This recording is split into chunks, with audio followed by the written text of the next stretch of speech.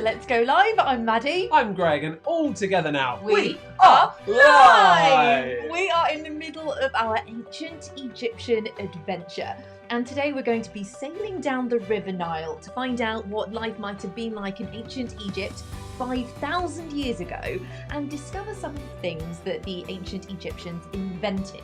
If you are new here, welcome! Let's Go Live is all about fun facts, makes, quizzes, and a big old dollop of science. Yeah, we also love to get you involved with the show. We love to see all the activities that you get up to after you watch Let's Go Live as well. In our last episode, we met Mummified Dave, who's just sitting up there at the moment, on the globe. And we also built a giant pyramid out of marshmallows and toothpicks. So we set you a pyramid prototype challenge, and here is what you have been up to. First up, we've got Sophia and Eloise. They mummified their bear and they made a cardboard pyramid as well. Look at that. That is amazing. Here is Tom. Tom started mummifying some apple slices. And look, he's left a control piece to compare it to. Very, very good. Nice work. He's also made a mini marshmallow pyramid using spaghetti. Yeah, we're going to be looking at the results of our apple slice mummy experiment in Friday's show. So we're looking forward to seeing what happened there. Can I just say as well? Yeah. The sarcophagus that we put them in, the cupboard, smells of vinegar. It really does. Yeah, it does. Oscar has built a pyramid out of snow. Actually looks like he might have been building an igloo. But yeah, brilliant pyramid there with help from the dog Princess. Princess and the pyramid. This is Hannah, who's used colourful paper cups to make her pyramid. Lovely idea. Here's Amber and Grace. They made pyramids out of Lego and they wrapped their teddies up like mummies too. Here we've got Zach. Look at those tiny pyramids. They're like the ones I made from paper. Yes, and they're on yellow paper to make it look like they're in a desert. Love that, Zach. Nice little touch. Charlie made his pyramid with blue tack. Oh, good idea. That's genius. And his sister Elizabeth made hers from tiny marshmallows. Tiny very marshmallows. Tiny. And this is Katie. Whoa! That is one big, enormous mummified cuddly toy. That's incredible. Emily looks like she's started off her apple slice experiment too, and she's made a pyramid from sweets. Oh, delicious. And here's Elijah. He's absolutely loving Ancient Egypt Week and has made a brilliant marshmallow pyramid. It's huge. That is so good. The person behind wants to eat it. Look. I think so. Last one. Let's squeeze this in. Anna, very clever, built her pyramid from sushi rolls. Oh, I want to eat that, don't you? That looks delicious. It looks so good. Yes. We're saving some more of your makes. Your lakes for later on. Yeah, we'll show some more of your makes later on in the show. And also, if you're watching us live, we'll do a bunch of shout outs at the end of the show, of course. And if you're a teacher watching in a school, then hey, drop us a message. Let us know where the school is. Yeah, get your teacher to say hello in the live chat. We might be able to read out some names of schools watching towards the end. But now, we are starting our journey today on the banks of the River Egypt. No.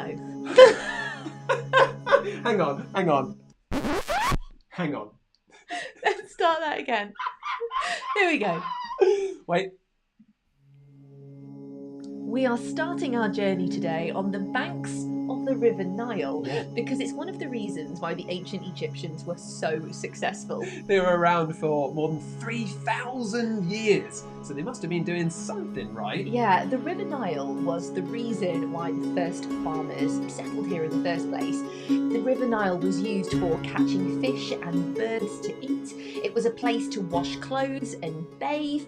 In our last show, we even learnt that it could be used for transport and floating heavy materials like huge stones down the river to get to different pyramid building sites. But more importantly, the Nile was great for growing crops.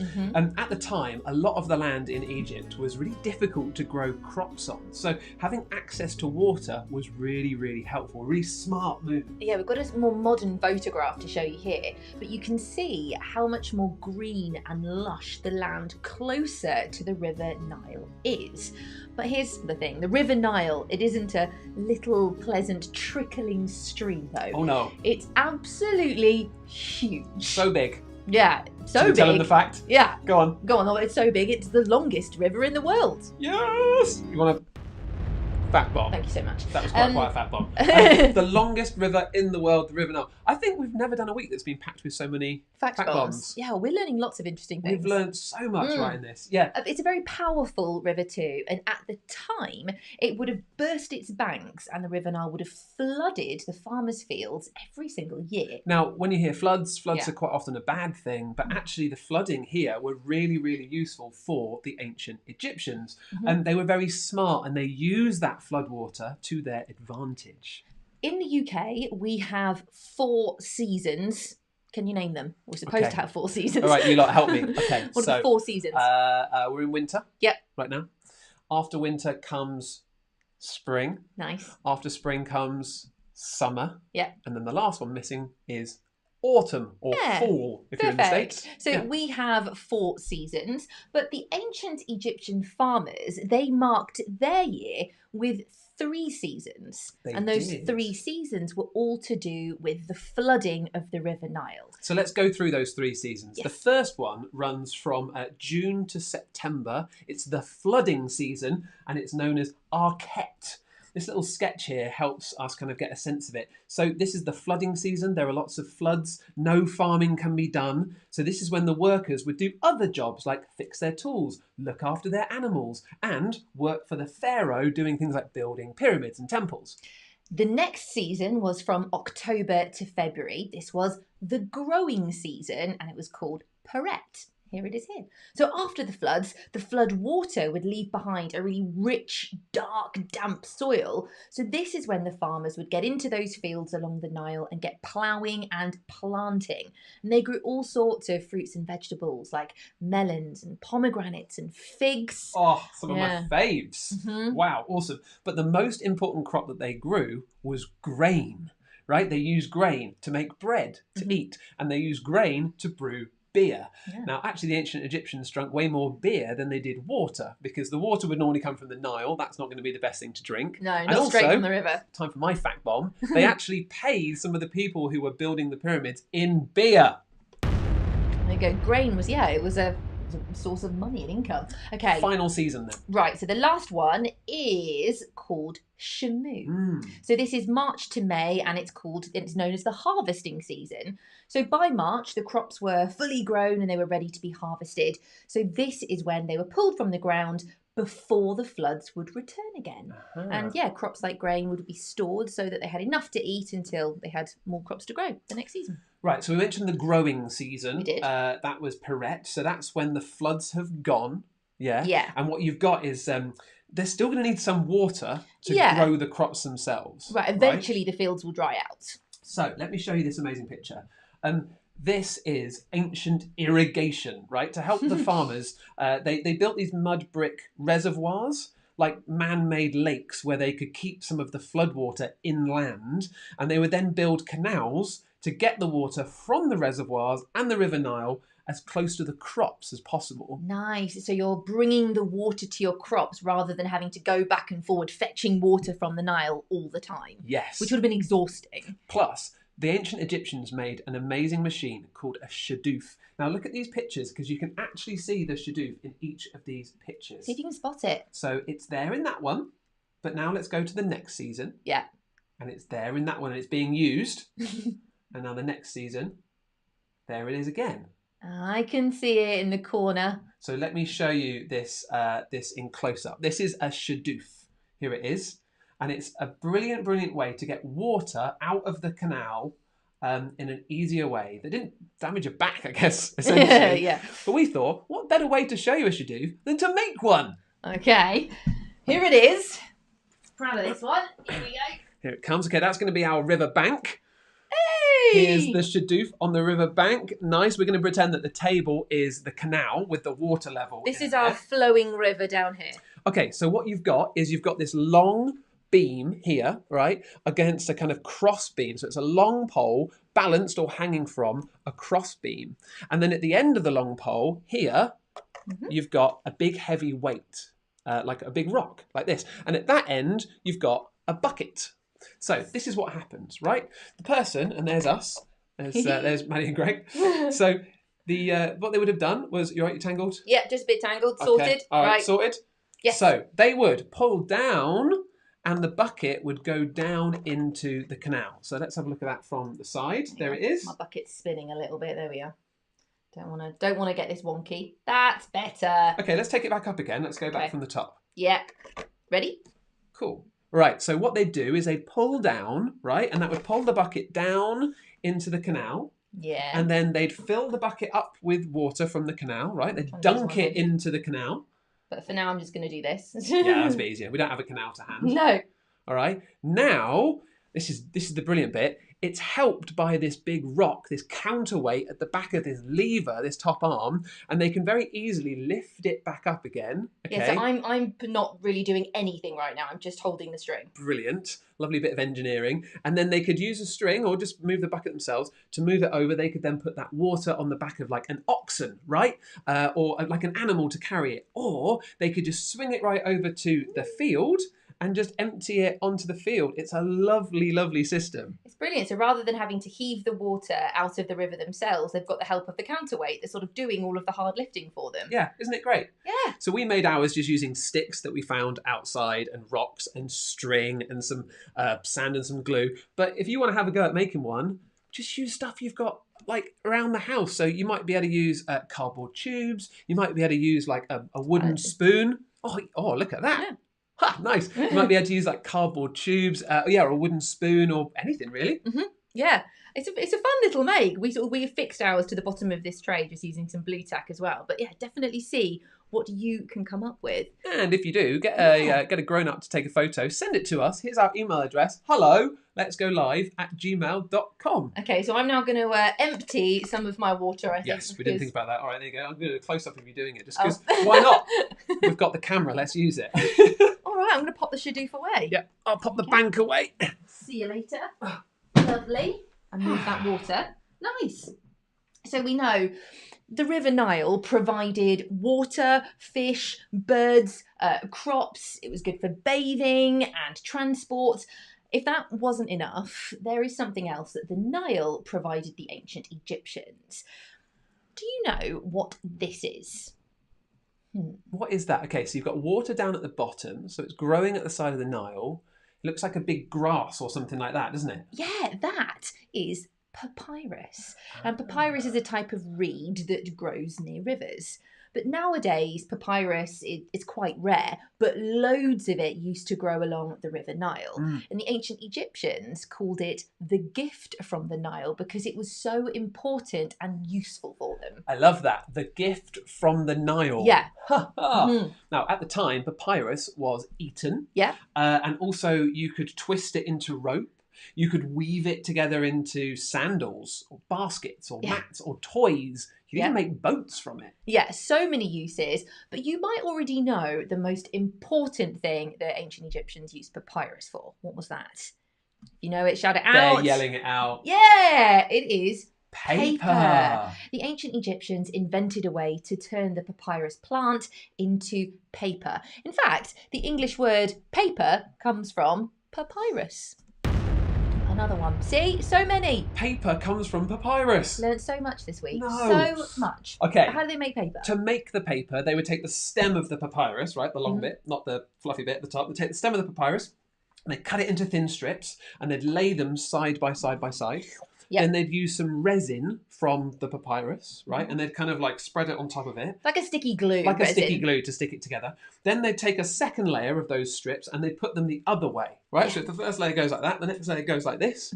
And then they would dry it out for a very long time. But they did have the nice hot Egyptian sun, which helps. Would have dried it quite, well, I think quickly, really. Yeah. We wanted to have a go at making our own papyrus paper, but we didn't have any papyrus reed.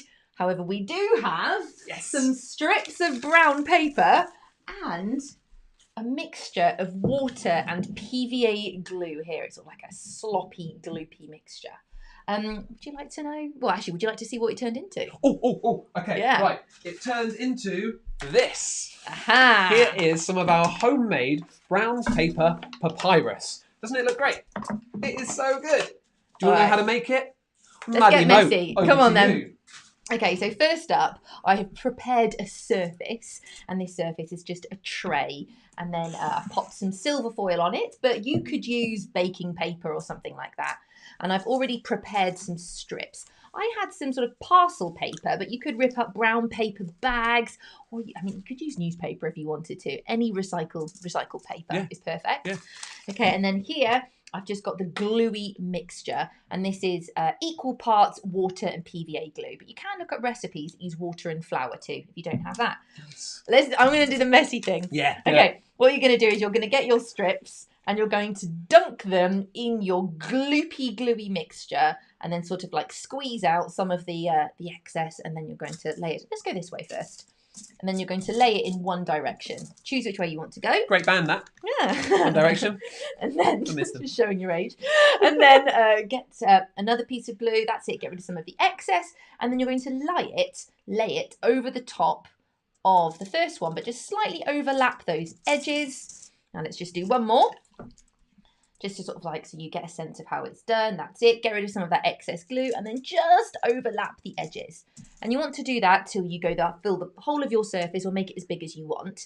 And then... Remember what the ancient Egyptians did? They didn't just do them in one direction. There they are again. They did them the other way as well. Yeah. Okay, so I was trying to remember a One Direction song then, and I was like, baby, you light up my... I'm done. Anyway, so you can see now I'm lining the paper up vertically. So it's going the other way. And we're going to do exactly the same method. You're going to dip in that gloopy glue. You're going to get off that excess, and then you're going to smooth it down. So it's a really good idea to smooth it as you go along, because that will help you out later. Good thinking. And so once you've created your papyrus paper, you've gone this way, then you've gone that way, then you leave it to dry for about 8 hours. It does take some patience. That's going to take patience. Yeah, if you've got somewhere warm and dry in the house, that's the best place to put it. And just make sure, you might want to just peel the edges just to make sure it's not getting too stuck to the surface. But it should peel off when it's dry. And then after 8 hours, it will look like this. Yay! Okay, fantastic. Now, papyrus paper was invented by the ancient Egyptians.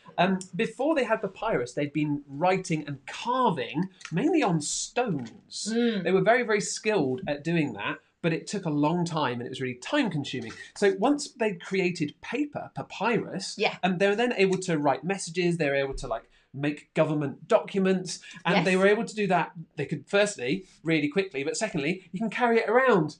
It's not a big heavy stone, is it? No, not at all. And that's brilliant because it meant that the pharaoh's words were able to be written down on paper and they could be taken to like really far-reaching parts of the kingdom. So you didn't have to carry a huge stone around, or the pharaoh didn't have to go there himself to sort of like, you know, make his announcement. You had paper instead. Which is really going to help civilization. Yeah.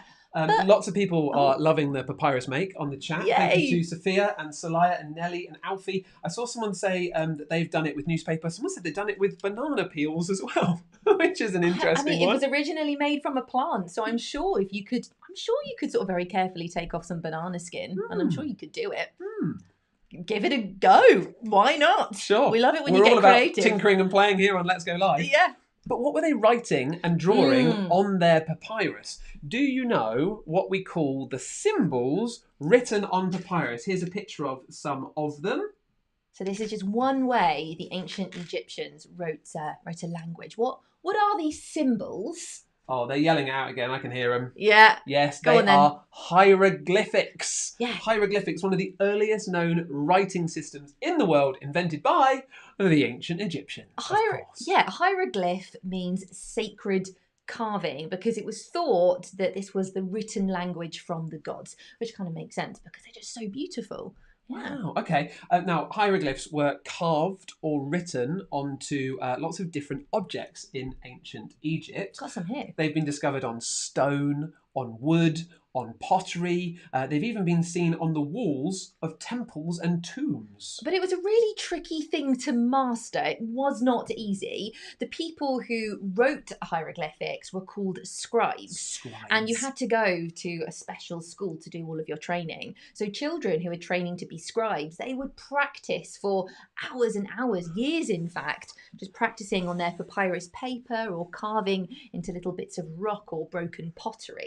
Hieroglyphics were complicated, right? And one of the reasons they took such a long time to learn is because there were around 700 different symbols, different characters. That's Over a lot. 700, that is so many. And there was another problem as well, right? Yeah, that's not all. So hieroglyphics, they can be written horizontally in rows, which is how we write letters in our English language, or they could be written vertically in columns, but not that. Only that, they could be read in either direction. So you could read them this way, or you could read them that way. And that's not all either. They didn't have any punctuation or gaps between the different words to help you out. Oh my goodness, right. So over 700 symbols. Yeah. They could go that way or they could go that way. Yeah. And they could start this side or start this side, and you couldn't tell when one word stopped and another word started. Yeah, there is something that helps them though. It's tricky. To help them work out which way they were supposed to read the hieroglyphics, you just have to look at the symbols that look like animals and people. Okay, so take a look at this. If the animals are looking to the left... To the left, to the left. Then that's where you would start reading. So you'd start reading from the right. If the animals are looking to the right, then you would start reading from the left. Clever, right? I think that's the other way around. Oh, have I got that wrong? Yeah. So if the animals are facing to the left, then you start reading from left to right. And if the animals are facing right, you start reading from right to left. That's it. That's it. See, we're confused. Gosh, right, okay. Here's the thing. With over 700 symbols, and if you see this written, how do you know what they've actually written? Like, how would us or an archaeologist look at some hieroglyphics and be able to work out what it means? Yeah, how have we translated a language that is so old? Yeah. Well, that's thanks to something called the Rosetta Stone. And the Rosetta Stone might be the most important, famous artefact in the British Museum. It was discovered in Egypt in 1799 in a place called Rosetta, and it's the broken part of a bigger stone slab. The Rosetta Stone, it has a message carved in it, but that same message has been written in 3 different written languages. And that's the key. That has helped us work out what hieroglyphics are. So at the top there, you've got hieroglyphics. So that was the ancient written language of the gods. And then the second message was written in a more common way of writing in ancient Egypt, and that was just called Demotic. Or you have, and then the third one is ancient Greek, which language experts were able to read. Right, so because language experts were able to read the ancient Greek, they were like, oh, these two, they could be the same message. And they started working out words and symbols, and from that they decoded, right? Yeah. It's like a code, or they translated what hieroglyphics actually mean. You know what? Yeah. That has given me a bit of an idea for a quiz. Okay, the quiz we're about to do is going to involve a bit of decoding. We're going to do some translating hieroglyphics. So quickly, go grab yourselves a pen and a paper or a pencil or a crayon and something to write on. Go. This is me, like carving my hieroglyphics. Nice, and I'm just going to be scribing get rid of me, Rob. here on my lovely papyrus paper. We're going to give you 5 more seconds. 5, 4, 3, 2, and 1. And we're back. Cool. Okay then. Awesome. Right. How are we going to do this? Okay, we're going to have a go at decoding some hieroglyphics for ourselves. I have a question first. How many letters are there in the alphabet? The alphabet that we use. How many letters are there? 26. Oh, A, B. I was about to count them. 26, yes. And can you remember how many symbols, how many characters there are in hieroglyphics? Around 700 is what we 700. know. Okay. Yeah. So, some hieroglyphics are what we call symbolic. That means that it's a symbol that stands for a whole word. I've got an example. Okay. Here you go. So, that symbol on the left-hand side means sunshine. Right. Symbol in the middle, tree. The symbol on the right, walking. So rather than spelling out the word with individual characters, like symbols, tree, you've just... It's a little bit like emojis. It is just like emojis. So rather than, writing the word tree, you just use a picture of a tree. Okay, so some of the hieroglyphics were emojis, all right, as we've just seen. Other ones were what we call phonetic. So they stand for certain sounds. So each symbol is a different sound. So let's have a look at the full alphabet. Okay. This is the hieroglyphic phonetic alphabet, which is the most similar to our own. So we're going to use this one for our translation today. So you've got a, b, k, c, d. But then notice E and I are the same. Yeah. And that's because the ancient Egyptians, they didn't have vowels like we do, A, No. E, I, O, U. Mm-hmm. So they didn't really have symbols. So this is like the way that we've interpreted the closest sounds for those. Exactly. It's sort of like our best guess, or it's a way that we can now sort of like do a bit of translation in hieroglyphics. Yeah. Okay, all right. How does this quiz work? You've got pen and paper. You've got some boards for us. Yes, I have boards. What we're going to do is we are going to show you the phonetic hieroglyphic alphabet on the screen. And then at the bottom, we are going to show you some different words in hieroglyphs. There you go. In hieroglyphs. And we want you to translate them, decode them. Okay. Do you want to go first, actually? I'll go first. Let's do it one at a time. All right, let's bring up number 1. Here is number 1. Okay, so using your alphabet above, can you work out what this word is? So we know that we need to read it from left to right like we do, because that bird is facing left. Exactly. Okay, so that first one is like a cup, and I can tell at the top that's actually a C. Okay, got it. Very good. A K. And then that next one, the bird, is... There's two different types, well, a couple of different types of birds, there's actually. an A. Well done. The A sound.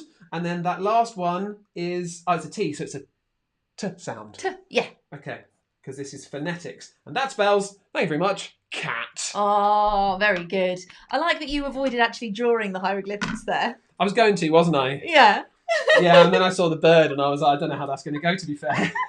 So did you get that right? Michael, Becky, Oliver and Robin got that one super quickly. Well done. And remember, cats were really important to the ancient Egyptians. They were like royalty. Yes. Okay, you ready for the next one? I am ready for the next one. Okay, here we go. All right, I'm not left-handed. So that's you got to do this left-handed. Okay. That looks like an N. Am I right there? There we go. N, and then there's a... Ooh, so that could either be... No, I think that's a D. That's a D, that first one. Hang on. Is it? Are you sure? Yeah, positive. Okay, all right then. So I've got... It's difficult for me to see what we're doing here. And then we've got an...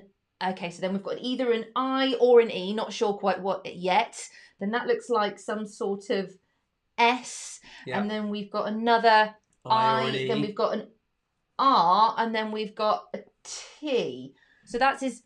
I've got dessert. So what I'm thinking is that wasn't meant to be an I, that was meant to be an E. I'm turning those into E's now, and we've now got desert.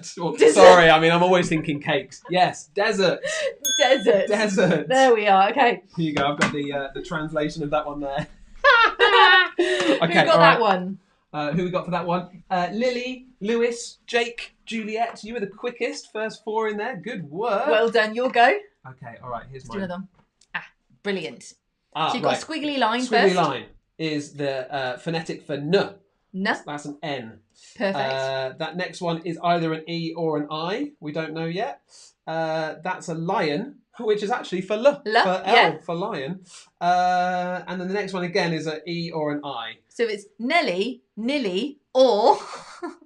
Nile. Nile, yeah, the River Nile. Nile. It's the River Nile. I love that N kind of looks like the Nile. Let's have a look at it. It does. There it is. That I don't know this, but it's very possible that's why. That it looks like water. How cool is that? The Nile, okay. Maybe. I've got one more, Maddie. You ready? Yes, go on then. Okay, here comes one more for you lot. Oh, here we go. I'm left-handed again. Okay, so I've got a little square. I can see that is a P. Then I've got 2 maybe ears of corn. We think that might be. Oh, that is a Y. Yeah.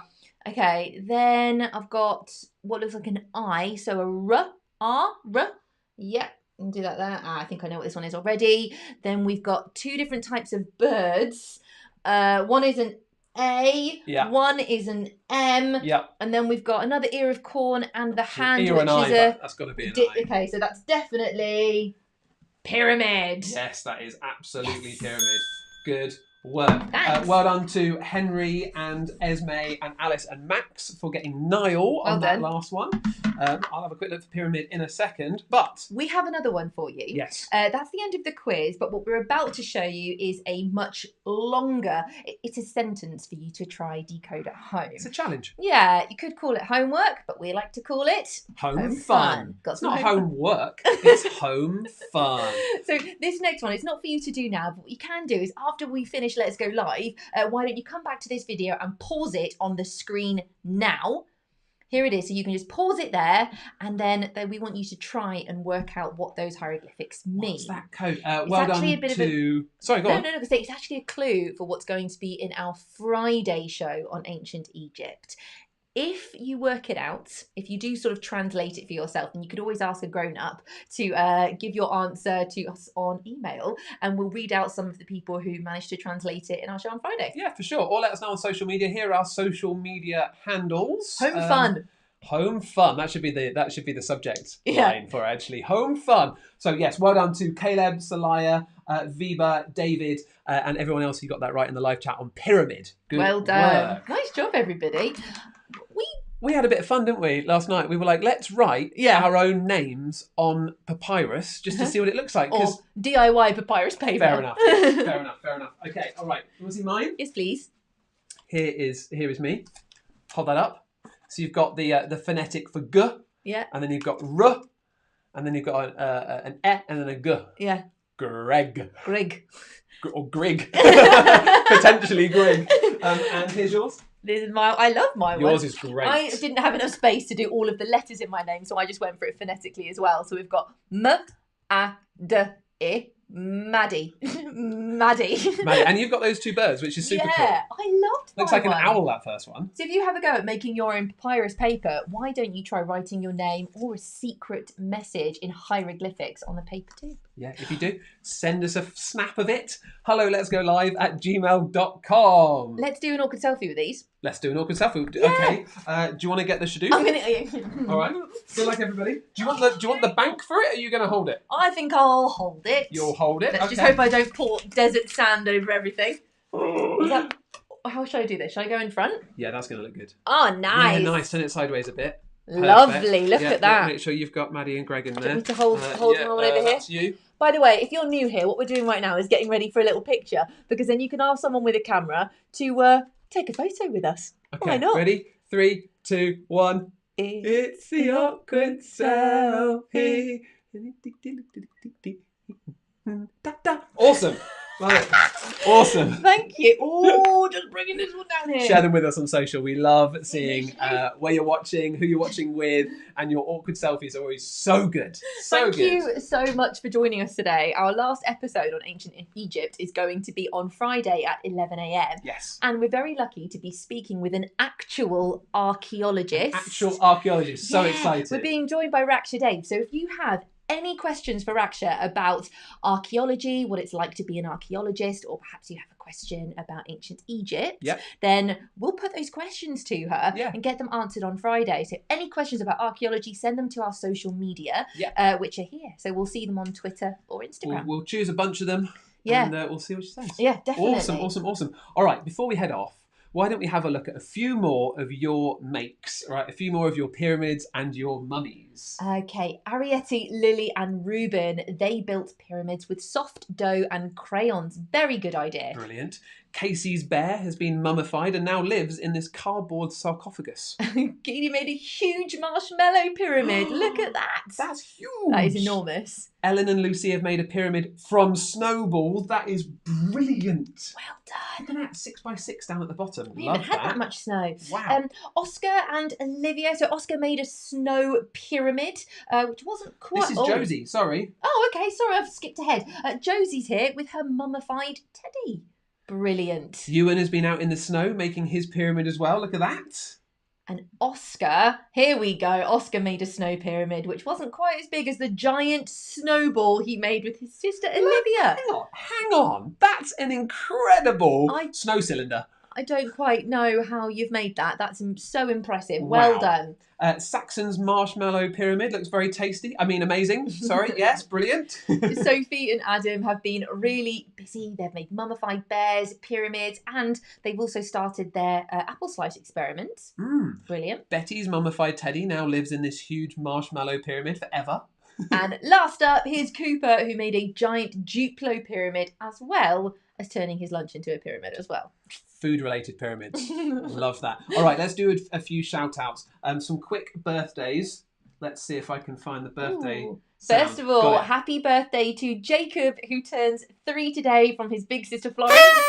Happy birthday to Alex's best friend Joe, who is 7 today. Happy birthday! Happy birthday to Ewan, who turns 8 tomorrow. Happy birthday! Also, V-Bar, happy birthday, and Martha for tomorrow. Oh, happy birthday, everyone. Congratulations. Okay, let's say goodbye to some of you who have joined us in the live chat. Thank you so much for joining us. If you're watching back, a big hello to you too. Let's do a few people and then let's do a bunch of schools, shall we? So Yeah, let's right. do this lot first. Okay, so goodbye to Emily and Anna in Edinburgh. Goodbye to Cheryl and Kyle in Cornwall. Goodbye, Aaliyah. Bye. Goodbye, Hamish and Connie. Bye, Eloise and Maria. Goodbye to Saya watching in India. Goodbye, Beatrix. Bye. Elvie, Leon and Conrad. Goodbye. Bye, Kaif and Musna. Sam, Izzy and Megan. And goodbye to Serenity and her mummy who are watching. And let's get a few schools in. Hello to everyone watching in schools. And of course, hello to everyone watching back as well. You're all awesome. Goodbye to P2 and 3 at Springfield Primary School. Goodbye to Julo Primary Academy. Redwood Primary in Derby. Goodbye to Class 3 from Hove who are watching together through Zoom. Thank you. Amazing. Goodbye to Lion Class at John Perrin Primary School. And goodbye to Year 4 at Barford St Peter's Primary. And last up, Mr. P, Mr. Young and 6 Maple at Orchards Junior School. Thank you all so much for joining us today. Bye everyone, subscribe to the channel if you haven't already, then you won't miss any videos that we put up. We will see you on Friday at 11 o'clock for our really exciting episode on archaeology. Until then, stay curious. Bye. Bye.